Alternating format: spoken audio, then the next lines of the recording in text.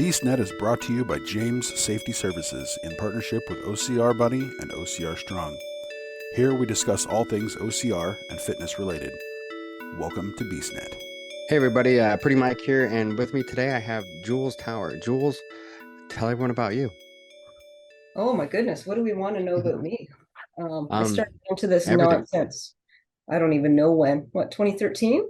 Mm-hmm. I'll give you the briefing that most people know. I lost a husband and I lost parents quite young. So I really want to start living life again and enjoying life and seeing what was out there. So I got into obstacle course racing, just doing it on a whim. I think I started with like a Warrior Dash and then tried my first Tough Mudder in 2013. And I mean, the rest was history, right?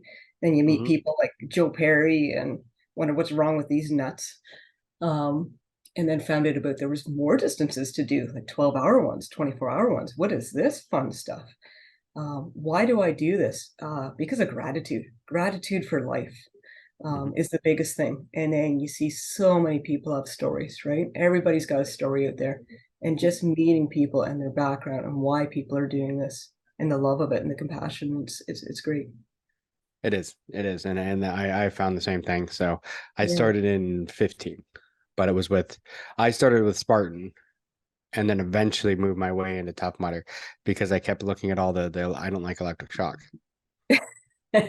So I'm like, I don't want to be shocked. I don't want electric shock. But it's one of like a lot of people that are like, well, then just don't do the electric shock. And I'm like, but if I'm afraid to do it, then I have to do it. Absolutely. It's just that's the way my brain is. So it's like, I just won't do a Tough Mudder. And then finally I had one of my friends convince me to finally do it. And then I'm like, okay, I like this. I should have been doing this from the beginning. It's funny you say that because I've got 2 bracelets on right now. I've got World's Toughest Mudder 2016, which is one of the bands that had to be taken out of operation. And at the end of it, I made them give me one because of how many times I got shocked through the night, and it was atrocious. Well, then this year, they bring back Operation. So I have the one from my last lap, another little band that, because yes, I think Jules, one time around, she didn't get shocked. Once. Every other time was non-stop zapped. Yeah. it was, yes, terrifying. Every time I was so scared, but the worst part was you didn't even have to touch the sides. If you just happen to be standing in the water when the person next to you touched the sides, yes, you were hit. So, and then of course they would get hit, and then you would jolt because you were just hit, and then you hit it, and it's like you just get double zapped. So it's like, yeah, I was looking at it like the only time I want to go up there is when nobody else is standing there, because I know that's what's going to happen. They're going to get hit, then I'm going to like jolt and touch the side, and then I'm going to get hit, and then it's going to just be like an never ending like thing, just back and forth. Well, don't you feel alive after that though? Yeah, you do. Head to toe, you're alive. I mean, because that's one thing some of the listeners heard this. Like the first time I did Tough Mudder, I had a good friend of mine who was afraid of the shocks like I was, but I just I sucked it up and just went for it, ran through it, got all the way through, and then turned around, and my friend's just standing on the other side, didn't even start, and I'm like, okay, fine. So I go back, I talk to him a little bit, like, come on. He doesn't go, so I go through again, but only go about halfway and turn around. And so I'm standing in the middle of it, talking to him like, come on, let's go. Come on, you can do this. Right. And a lot of people were there. One of my friends was videoing, and you could see my right arm kept twitching. And everyone's like, why does your arm keep doing that? And I'm like, because there was one of the electrodes was running down my arm, but I didn't want to move like and freak out because I didn't want my friend to freak out because of the electric shock. So I didn't want him to realize it. So I sat there talking to him, and like every time my arm twitched, I was getting shocked. Oh, what is wrong with you? Oh my goodness. I finally talked to him and he finally came through it, but I was like, that was, it's like, talk about, just going for your fear. It's like, okay, come on, I'll help you get through this. But yeah, the one that I hate the worst is the crawling one, because there's no way to get away from it. You're crawling underneath it and you're going to get hit. And this last year I did it, I made the mistake of reaching out and grabbing the frame to pull myself to pull faster. Yes. Well, the frame's metal. So it was like 10 times the shock. My arm didn't work for like 5 minutes. I was like, well, that wasn't smart. Well, no. And Mike, I know you don't know me well enough, but I like to have a lot of fun with people on course, whether it be hip checking or getting them out of my way. And some hugs and some You got to do what you got to do. some good jokes, but it falls back on me all the time talking of electric eel because of course wasn't I making fun of somebody and not paying attention, I get zapped, then I laugh even harder, and then I zap myself again. Photographer has nonstop pictures of me getting continually, because I couldn't get a control of myself, laughing so hard, trying to make fun of others. Mind you, they're laughing harder because I'm the one that's getting dinged, right? And taking all the torture from it. But yeah, you gotta have fun. Oh, you got to. And I think that was the one thing that, when I finally did Tough Mudder that I loved was the fact that it was just the competition wasn't there. Yeah. There was no competition. It was just fun. It was help. A lot of people don't realize some of those obstacles you can't do, of course, without helping people. Yeah. And so, I mean, that's one of the things I just loved about Tough Mudder, because I just did World's Toughest a couple weekends ago. Yep. With More Heart Than Scars. So we took more or less. Yes. Yeah. My legs are still unhappy with me at the moment, but I did find that I mean, I've been doing some running and stuff like that, since then, but I went to the gym today and went swimming for like half an hour just to loosen up. So at lunch break, instead of going and getting something really bad to eat, I'll go to the gym. Well, little do you know how beautiful was it. I came in behind you when Scars was coming through on the last lap, and I was going to go for one more, and I got to actually view that from behind. I tucked off to the side and I watched, which was just beautiful. Yeah. And then I was the one with the flag on that race. I would have had the American flag in my hand. I actually had very nice. I had the American flag when we started too. So when all of a sudden, like, I was holding it up, doing whatever, because they give me the flag for that lap. Right. And then all of a sudden when they started the national anthem, like, everybody, instead of looking at the one flag that was like among the rest of them, everyone turns to me, and I'm like, well, this is the most awkward thing I think I've ever been involved in. Like, this is weird. Oh, fantastic. So sounds like you've done a lot of them. You've done a lot of the Tough Mudders and World's Toughest and stuff like that then. Yes, World's Toughest. The first World's Toughest was in 2016. I think the only one I missed was when we had COVID, which was 2020, right? I believe we did 2021 still. So we still did the virtual one that year, but not quite the same. Yeah. 2020 was the first one I was supposed to do. So what was the World's Toughest was 2020 was the first one. Well, and that didn't happen, obviously. So I ended up doing, this year. But yeah. So what got you, I mean, what's your favorite part about all this? What do you just love doing more than anything? Oh, harassing people.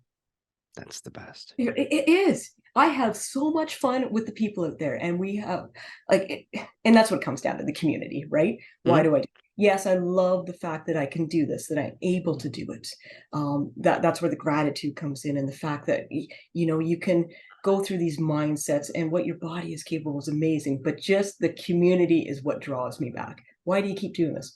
You guys are freaking fantastic. Like, I had a purple wristband left to go by Everest at the end. I saved the ones I was doing for my last lap to make sure I could make it. And sure enough, did the boys not say, don't you dare. You get your ass right up here. We got you. I'm like, no, I got there. Like, nope, get up here. So sure enough, didn't I? I've kept that band because they had me up there, and I got my hugs and finished off the race after Everest, right? And that's what I mean. Like, people. And those guys, the guys at Everest and Matterhorn, are my heroes. I mean, right? Like, I don't think I could do that. I mean, I'm sure I could, but what they go through and what they do and how they motivate us. Yeah. I mean, to go all the way out there, and I think they do one lap, right? And then stop there and never move on until the race is over. Yeah. And they're just there to help us get up and over. And I mean, that is amazing. Yeah. I mean, because they were there, Matterhorn, Everest, and then what was it? The Irish? The Berlin Walls. Something else. Berlin Walls. There you go. And then there was people there too. Oh yeah, I wouldn't be getting that. No. Which is just amazing to help everyone get through and make it happen. And and the Everest can be tough, because I know, what was it, 2 years ago, I broke my rib on Everest. Because I turned around and helped somebody, and I didn't lean. I ended up leaning into it as I pulled him up, and my rib just popped. And I'm like, well, that's not good. And it was one of those ones too where you get hurt and you're like, well, I don't think it's that bad. It'll be fine. It'll be good. And the very next one, I think, was like Funky Monkey. And I reached up to grab the bar, and the second I started to pull up, I'm like, okay, never mind. No. Something's wrong. It's like, yeah, that's not right. No. Yeah. Oh boy. Well, yeah, we're always going to endure a little injury here and there, right? We are. So you said you started in 2013. I mean, do you do anything? I mean, you said Warrior, you've done, the Tough Mudders. Do you do any Yeah, of I the did other ones? Spartans too. I did a Ultra Beast. When did I do that in 21? And that I was shocked because there was only 5 gals that finished it, and I happened to be one of them. I never thought I'd finish it because I was done halfway through 25K. I thought this was the first time I thought I'd ever quit a race, and of course had some of the friends there, right? Said, "Don't you dare! You start walking, just see where you get, see what happens." Yep. Right, and sure Yeah. enough, I think it was like 13 hours later. Somehow I got through that finish line and got that beautiful belt buckle. Yeah. So that was a tough one at Blue Mountain here in Canada. That's Yeah, so that was a proud no. moment with that one. Yeah, so I do the Spartans as well. Actually, I'm debating on doing the death race. I just got a thing to see if I want to do that in the February, the winter death race. I might do that. Yeah, So you want to. Vermont. I mean, now that you mentioned it, now it's real. I mean, you know how it is. It's the second you say, "Well, I'm thinking about this," and it just went out into the ether, and now it's happening. It's gonna happen. It was like one of my friends. I was like, I think I might do the Galveston, Ironman, and guess what? I just signed up for. So Yeah. And it's funny because I was never, I mean, I've always been adventurous, but I was never a runner. I was never, I was always athletic, but never no, just your average, whatever. Let's go out and have fun and see what we can do. And I mean, here I've landed on the podium the last 3 years, age, but no idea. I'm like, what in the world is going on here? Yeah, and I just mean, from having a great time. Right? and that's amazing, and that's what I love about this because I'm the same way. I was never a runner. It's like my mom always used to make the joke. The only reason I played baseball instead of the other sports was because I only had to run 90 feet at a time. The Yeah. only time I ever had to run more than 90 feet was if I hit it, a double. So, Yeah. but other than that, I never had to. I was a sprinter and that was it. And I mean, sprint, literally 90 feet at a time. I did not do anything more than that. I was not a runner. I rode bikes and stuff like that, but just never really ran. Mhm. And then when I started doing Spartan races and stuff like that, my parents were like, "What are you doing?" It's like, you don't do this. And I'm like, no, this is completely different. It's a whole different animal because you run a little bit and then you do something, Yes. you know, That's why I love it because I've too. done marathons. Ran marathons. I've done stuff like that. For my birthday a couple of years ago, I ran my age, which let's just say it was more than 40 miles because I'm old. But so I Oh. ran my age, but it was the nice part was when I did my age, I did it in laps. I did Okay. laps at a school, and it was on kind of right at my birthday. So that was my birthday party. Sounds, I know anybody who's not doesn't do stuff like this knows thinks I'm sick, but it was my birthday party. I ran loops, and so all my friends would show up, and they'd do a loop or two with me, and whatever, we had balloons and cake and everything, but I'm Right. running loops, and How but it cool was is that? 43 miles. I ran 43 miles, but I mean, it was just one of those things that I never. If you would have told me years ago I was going to do that, I'm like, you're out your mind. But Absolutely. it's the challenge of it in the people. If I hadn't had my friends showing up throughout and Mhm. all that and encouraging me and running with me, there's no way. Yeah. Yeah. And I think that's the same way, like you just said with the ultra, like you get halfway through, you're like, I'm done. This is it. I'm done. This is stupid. Hmm. And then your friends are like, no, no, no. Just go out there, start going. And the next thing you know, you're crossing that finish line. And I think that's the best part about this. The Yeah. whole sport is the community.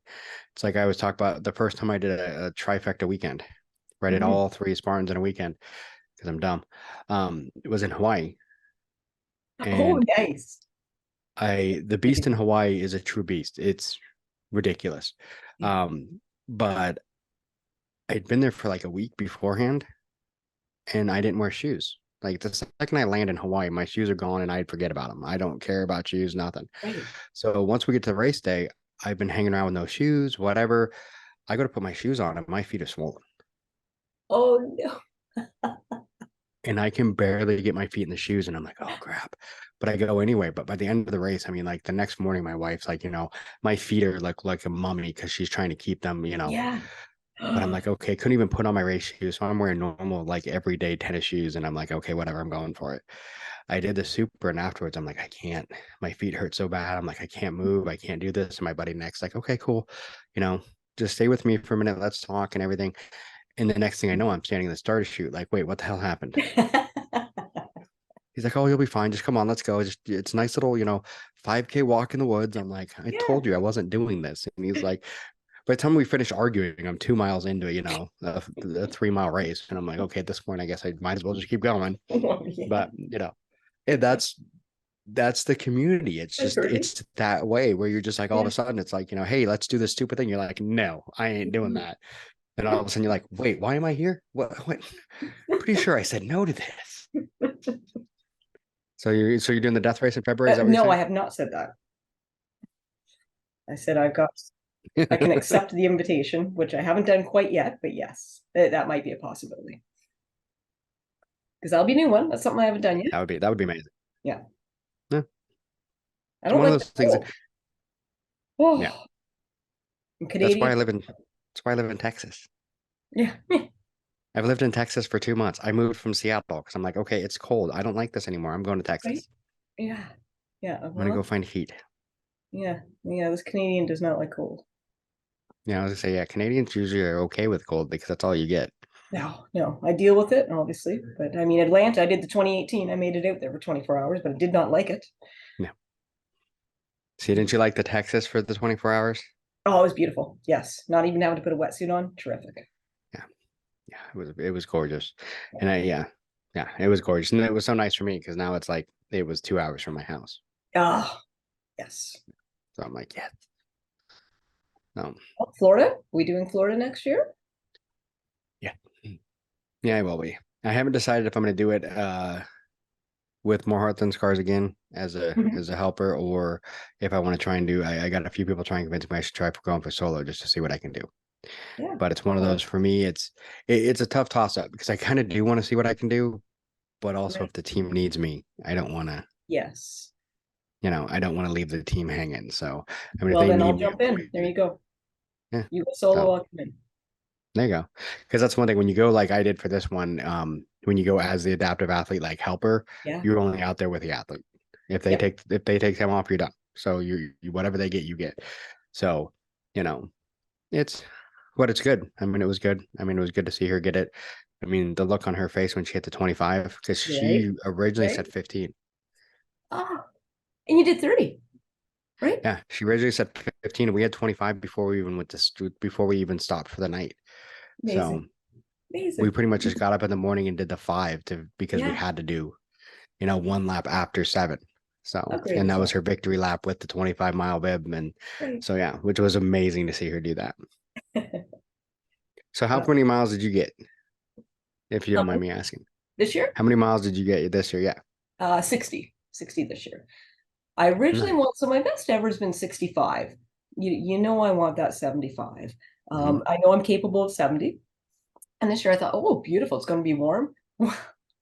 Got on that course and those penalties that quickly went out the window, right? Because I think unofficially I did from my watch, I did 70, almost 74 miles.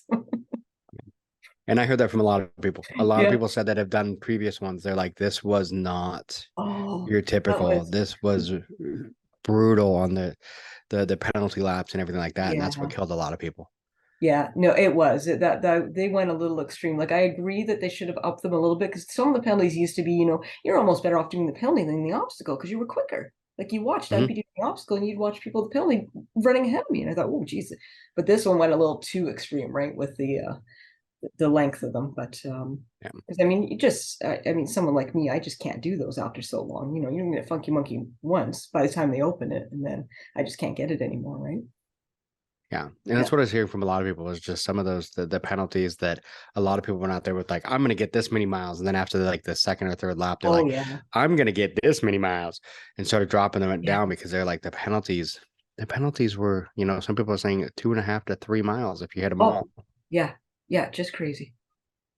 Yeah. So just about everyone I saw said, oh yeah, officially I had 50 miles, but my watch said 60 something, So it's like,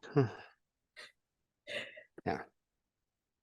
Yeah, so it'd be interesting to see how they change that up, what to do about that. But I mean, I still had a great time with it, but definitely was tough. Yeah, those mileages went down fast. They did. It's such a blast. I mean, that's one thing. If nobody's ever done, if you've ever done a Tough Mudder it's a blast. Mhm. And I've done Tough Mudder, I've done Tough Mudder Infinity. I haven't done a tougher or toughest Mudder. I do need No, to do a toughest. You toughest. know, that has got to be one of my favorites. Yeah. So that's my next one, is to do a toughest. And then I did the world's toughest, and they're all, I mean, I went into world's toughest, you know, doing Infinity and doing stuff like that. I'm like, okay, I have an idea what it is. No, it was completely different than what I thought it was. Yeah. I mean, Yeah. you have an idea, you're like, oh, it's a 24-hour event. I've done 24-hour events, but never like this. But once you get out there, and I mean, the pit crews are amazing. You know, Yes. and there's just so many Yeah. out there, because they're cheering everyone. Even I had people who weren't even part of my pit crew like, do you need anything? Do you need help? Do you need this? And it's like, wow, you know, just how helpful and amazing everybody was, you know, and just seeing that huge community. That's right. Like That I never usually have a pit. Like I don't have a pit with me, and I have friends that I know that I'll run with and hang out with. But I have so many pit crews that help me. It's Mhm. amazing, and I wouldn't be able to do it without them. They come running in. What do you Yeah, need? What do you need? And they're not even my pit crew, right? no, yeah, they're not. Yeah. They're just, hey, what do you need? Do you need this? Do you need water? Do you need? And Hmm. it's just so amazing to see so many people, and people don't realize too, those pit crews that are out there for 24 hours. The only reason they're out there is to help the athletes. Yeah. That's it. Yeah. Which is just amazing. It's like, to give up that time. I mean, these people flying all the Hmm. way out there, doing all of this just to help. Yeah. And that's not easy, especially No. when we come in all cranky and fired up, right? And trying to get back out there and giving them a hard time. Hmm. Put up with our nonsense, right? Yeah, that's a tough Exactly. job. Yeah, and we had a great, because for us, really, we only had two full-time pit crew. Yeah. And then we had like two, like my wife and one of the other girls were kind of coming in and out. You Okay. know, because my wife didn't stay the whole night. She went home, she went back to the hotel and then came back in the morning. Good. Smart woman. But we had two that stayed the whole night, and then another one, because we had two people that are part of our team, but they weren't racing with us. They were actually going solo, Right. and one of them was helping them, but also helping us at the same time. When she wasn't helping them, she was helping us. So, but there was, I mean, on our crew, we had Marla, and then six of us Wow. assisting her. So I mean, Fantastic. really, only a few people like really, you know, pitting for us, which was amazing. They Great. did an amazing job. So, and like you said, you were all cranky coming in, because I mean, Yeah. you're out there doing laps, you're doing all these obstacles, your body's just wrecked. Yeah. It's like, I can remember one of them, we came in and Marla just looked right at Michelle, and she just said soup. And that was it. Nothing else, just soup. Isn't that the best in the night? Oh, Yeah. the cup of noodles or the soup or the Yep. bouillon cubes. She's just like soup. Yeah. For me, it was the tacos. The taco truck saved my life. I mean, it was one of those. I'm horrible. I'm horrible about nutrition when I'm on a race. I forget food constantly. My wife yells at me all the time because I have like protein pucks, honey waffles, all sorts of stuff in my pack. And when I come back from a race, they're all still in my pack. Oh yeah, no, no. I've I learned haven't this. touched any of them. I haven't Mhm. touched any of them because I just forget. It's like she tells me all the time, if it was one of those things, if I was living on my own, I would starve to death because I forget about food. It's just one of those things. If it wasn't for her making food, I'm just like, whatever. It's like my last Goodness, thought. So when I'm racing, I'm the same way. I never think, most of the time if I eat, it's because someone's looking at me like, have you eaten anything yet? right? No. It's funny where your mind goes, eh? Yeah, I completely just don't even think about it. So when we came back from pit, my wife had bought me the tacos, and I was Good. like, oh yeah. Yes. And those tacos from that taco truck were just amazing. It was like just Oh, what I good. needed to go. But and I think that's the other thing too, is like I never thought about all the stuff you would need. Like Mm, I brought way too much and then missed like half of the stuff I really needed. Like a bunch of stuff I didn't need and then stuff that I really did. yeah. I'm like, huh, didn't even think about, like, didn't think I didn't bring a sleeping bag. I didn't bring like a cot, anything like to lay on, because I didn't even think about it. Because the 124-hour event I did, I didn't stop. I just went for Right. 24 hours. So I never needed any of that stuff. With this one, we stopped for like 4 hours. And then I'm laying on the ground, basically have my Yeah. dry robe like wrapped around me, trying to like take a nap. And I'm like, yeah, this isn't gonna work. Yeah. I guess you don't know. Like I've never stopped either, so I don't bring a lot. I bring very little with me, minimal. But Yeah, I guess you gotta. But then again, I mean, if you don't, comes back to community. Someone's going to help you out, Yeah. right? Yeah, and Someone will that's take it. care of So, you if you're ever stuck. well, see, Yes. I think I had the advantage this year too because I could drive. Yeah, right. So I could just load up the car and go. So I didn't have to worry about, and that's what I'm thinking about like next year, like a couple of the 24-hour events I do have back up in Seattle. And I'm Mhm. like, normally I could just drive to them. So I can load up my freaking Seahawks wagon full of crap and go. And now I'm like, well, now I got to think of what can I get on the plane? Mhm. Stuff like that. I'm also thinking about, well, my kids are up there. I could just like mail them a package of stuff. There you go. Right. I've thought about it. Like, okay, I can just take a bunch of it and box it up and just mail it to the kids and then get it from them when I get there. Like when they pick me up from the Yeah. airport, bring that Yeah. box because I'm gonna need it. But then it just, it's that whole different idea of, now it's somewhere that I have to travel to. Mhm. What can I take? Because a lot of them, depending on the airline, they get an extra bag. It's Yeah. like I might as well just buy all that crap when I get there at that point. Yeah. Well, that's what you do, right? And then I put my necessities on my carry-on so that I'm not stuck if they lose it. And Now, wait, way to and that's go. what I did the one year that I did. I flew down here for an ultra. I flew to Dallas for the ultra 2 years ago, and when Mhm. I came down, it was one of those like, okay, I threw exact everything, just what I needed into the bag. Yeah. Yeah. And then for all the extras that I might need, we like the second we landed, we went to an academy, which is the sporting good place in Texas. Right. And I bought a bucket and a few other things, and off we went to the ultra. And then once we finished, like half that stuff, I left the bucket with like half the stuff in the hotel room. Yeah. See. I'm like, I don't need this stuff. I'm not gonna pay to fly it back. So Yeah. forget it. But No, very good. oh, Yeah, we learn, eh? I remember the first year, like I said, the world's 2016. I think I've had 3 suitcases full of things. And then you realize, yeah, don't even need any of it, right? no, no. And that's it. I think going to the first one was where I got lucky. The first one was right here by my house. So I could put everything in the car and drive. So I think Mhm. when I go next year to Florida, I'm gonna fly. So it's a matter of like, okay, what do I really need? Yeah, It's Florida.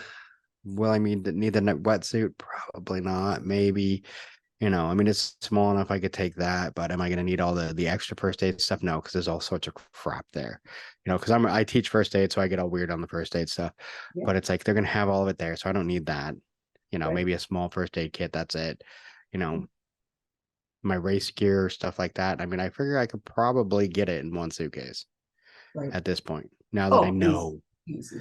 the essentials, there are a few And things for that I that might. too, how fortunate are we with the orphan tent too, right? Like how Yeah. wonderful are they? I never have to use them, but just the fact that they're there is Yeah.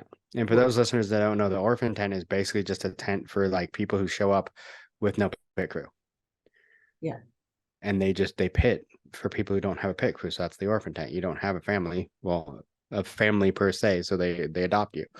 But really, if you're there, you have a family. mm-hmm, Everybody there's your family. mm-hmm. Yeah, And so it's true. just amazing. And the volunteers were amazing. Oh, There was a few of them out there for 24 hours. yes, yes, I know. The same volunteer for 24 hours. I'm like, how are you still here? Yeah, yeah, yeah. They're huge in And my one of house. them, we're like, well, so what? How much do you get? Like do you get a race? Do this race again next year for free? What do you get? And he's like, I don't know. I never asked. I know, right? Just donate the Like, time, the eh, encouragement, the hugs, and the oh goodness. and that's what amazes me is it's like the heart in all of this. Like I said, I mean, that was just that was typical. Like I said, what do you get out of this? I don't know. I never asked that question. Well, that's a good point. There's Tough Mudder there, right? Like they truly are genuine and want you to do well. Hmm. Like there is no, what's the word? Like animosity. There's no meanness. There's no. Yes, there's competition. Yes, there's a league. Yes, there's what. No. But still, the elite's going to help you too. They're getting Yeah. you up that wall if you can't get up there, Oh yeah. and they're not leaving you behind. What a neat race. Well, it's because it's like one of the ones one of my favorite races on the race, and only because she would stop all the time and give hugs to Marla and all of us as she went by, and she passed us a lot. Yeah. But she was I think number 3. out of the women. Stephanie. Stephanie Yeah. Bland. We Yes. called her Spicy every time she went by because made some comment about her name Bland, and she's like, I ain't that bland. So every time she passed us out of that, she became Spicy. So we'd like, hey, it's Spicy. And she'd give us hugs and everything else. And then all of a sudden you realize later, it's like, she was in third place. Oh, yes. Yeah. But What a yet she sweetheart. stopped every time to Right? give us hugs. Right? And I mean, just the most amazing people. And I mean, and you see it like, I think it was one of the competition ones a couple years back where first place turned around and helped second place over a wall. Yeah. You don't see that in any other sport. Mm-mm. But in Tough Mudder, it's amazing. And Yeah. that was one thing I will be honest, when they were bought out, I was worried Yes. that would change. I was too, but it certainly didn't. No, and it didn't. Tough Mudder, that has kept going. Is that whole personality of, because nothing against the company at the bottom. They have a great, Spartan has a great community as well. Oh, absolutely. I love Spartan races.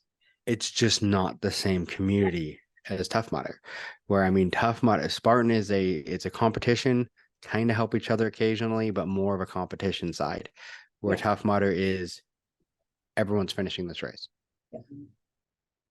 One way or another, everyone's going to finish that race. And I mean, that's what amazes me.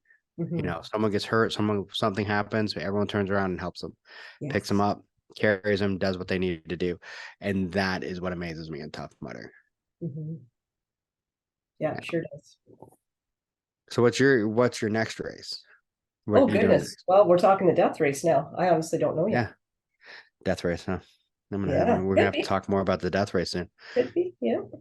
I mean, I'll get into probably the Holy Grail again this year, and I don't know. I want to do the Holy Grail. I work way too much. Yeah. You do what? Yeah. Work comes in the way too much of doing what I want to do. It does. That's we need to find some way to be independently wealthy and be able to do all this. Heavens, yes, I know. I'm playing with some acting on the side too, so that's fun. Trying to do. That's always fun. That's a good one.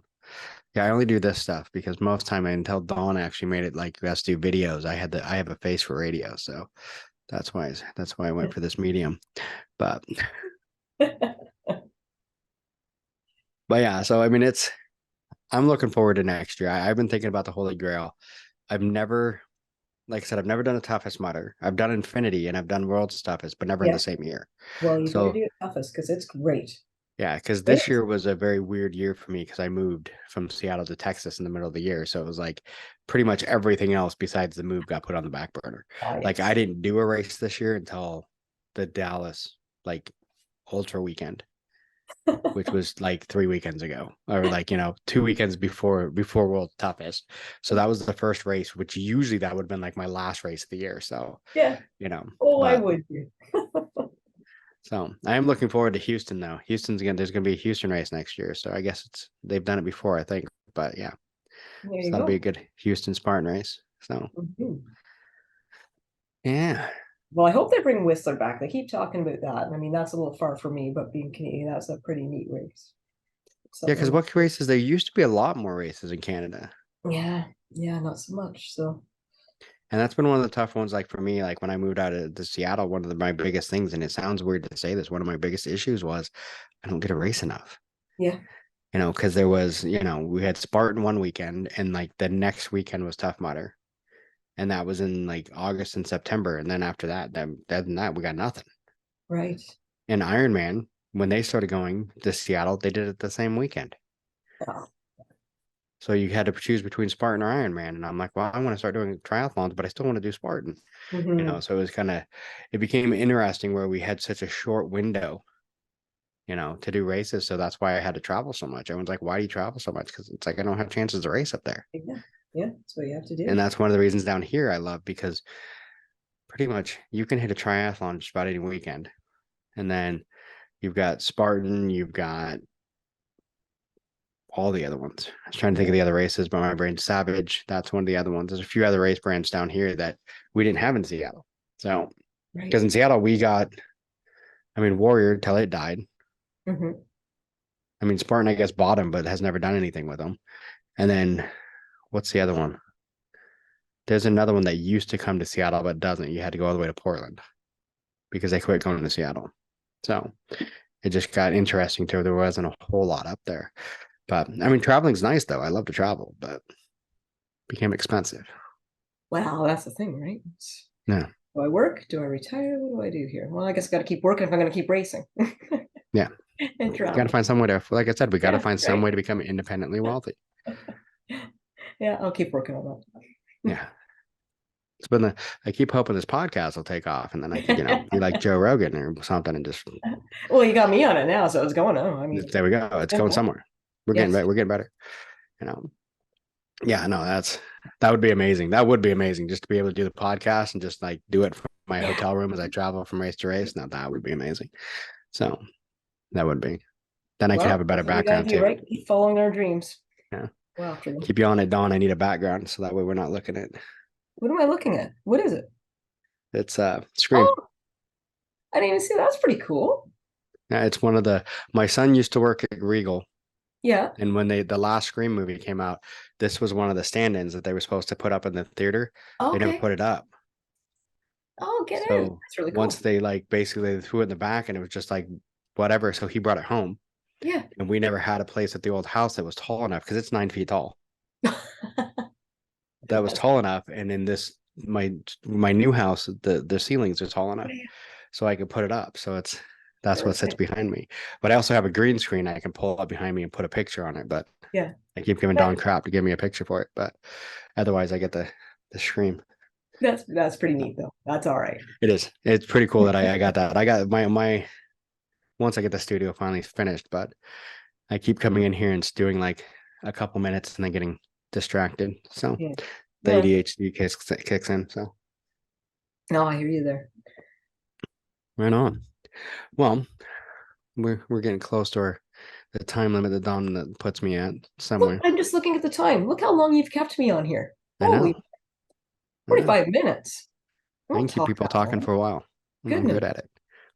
Jeez. So hopefully, I mean, if you decide to do the death race, you got to let us know because that's going to be amazing. I guess. Because I'm going to want to follow along and figure out how well you do. Okay. So if you see a tall guy that has it sounds British, but it's really a South African accent named Henry, make sure to slap him for me. So absolutely. No problem. I love Henry, but yeah. That's what I do. Yeah.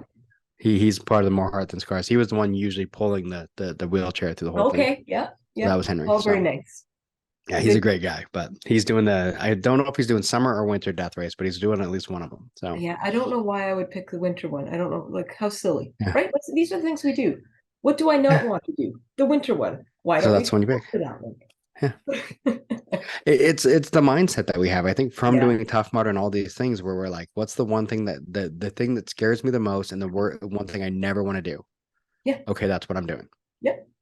Yeah. Because it's an obstacle that's like if I'm afraid of something, I need to do it. And that's why I did, when I finally did Tough Mudder, and everyone's like, you can walk around the shock. And I'm like, yeah, but no, I can't. No, I can't. Because I won't let myself because I need to do it. And just to find out you can, right? And that feeling of getting over an obstacle. What a feeling. Mm-hmm. Oh, it is amazing. I think it changes your mindset on life too. Sure does. It does a little bit because you see people like once you've done it on the course, you see the same thing in life. Someone throws an obstacle in front of you, instead of thinking, oh gosh, darn, and sitting down and giving up, you're like, okay, how do I get past this? Yeah. So it's amazing. It is. So, well, it's been amazing talking to you. Yes, thank you. And then keep us up to date on what you're doing next. Sure will. Yeah, it's always something. I say my life's never boring. I mean, it's always like there's daily obstacles all the time thrown at me. And that's what I said. At least, hey, I'm not bored. I'm not bored. Yeah, that's good. It's like I keep telling everyone, if if you're putting obstacles in front of you and going forward, you're living. So yeah, as long as you're moving forward, you're alive. And that's my goal. Always forward. You betcha. So, all right. Well, thank you for talking to me, and I'll talk to you soon. Thank you, all right, sounds good. Cheers. Right, bye. Bye-bye. Thanks for listening to the BeastNet podcast. If you haven't done it yet, find us on Facebook, like and share the podcast. Give us a review on iTunes or Spotify. All these things will help to expand the show in the future. Don't forget to subscribe and let us know what you think and what you'd like to hear.